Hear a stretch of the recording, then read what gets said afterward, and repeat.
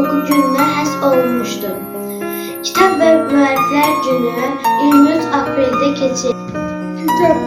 Kitap böyük müəllimdir. Sinəsindən 1000 adam var. Mən onu insan kimi gah gündürür, gah havada.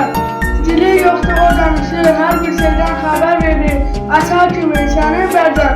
Kitap doğru yol göstərir. Kitap doğru yol göstərir.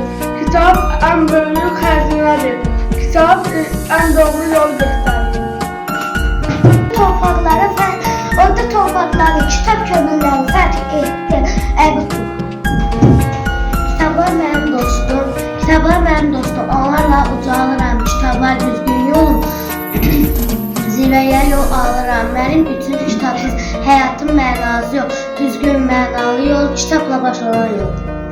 İnsanlar çəkdi zəhmət, günə qatdılar. Dünyada gözəl nemət kitabı yaratdılar. Neməti təbiətin gün kimi işıq saçdı. Həyatda hər sənətin sirrini bizə açdı. Pis kitabda biz pis dostlar kimi körlüyük. Henry Ford. Kitab haqqında gözəl deyimlər var. Bunlardan biri də yaxşı kitab oxumaq insan ruhunu aydınladan ən sadiq dostdur. Sir William Dowling kitab haqqında belə demişdir. Kitab bitmiş başların abidəsidir. Kitab oxumaq bilik qazandırır. Kitab ən böyük müəllimdir. Onun içində bir dünya var. İnsan kimi gah gördüyü cahan. Nəfəs qədər dəyərlisən, mənim dilim dodağımsan. Bu 3-5 günlük dünyada sən ən böyük marağımsan. Nəfəs qədər deyilsən, mənim dilim doğmamsan. Bu 3-5 günlük dünyada sən ən böyük marağımsan. Müdür kitab oxumaqla deyil, insan oxumaqla əldə edilir. Müqəddəsdir. Kitaplar da böyükdür. Kitab bizim üçün ön göstərən mayaqdır. Kitab dünya görüşümüzü artırır. Kitablar bizim üçün əzizdir. Kitablar bizim üçün müqəddəsdir.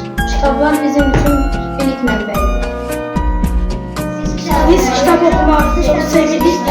Biz hər zaman kitab oxuyuruq. Kitab oxumaq hər bir insan üçün vacibdir.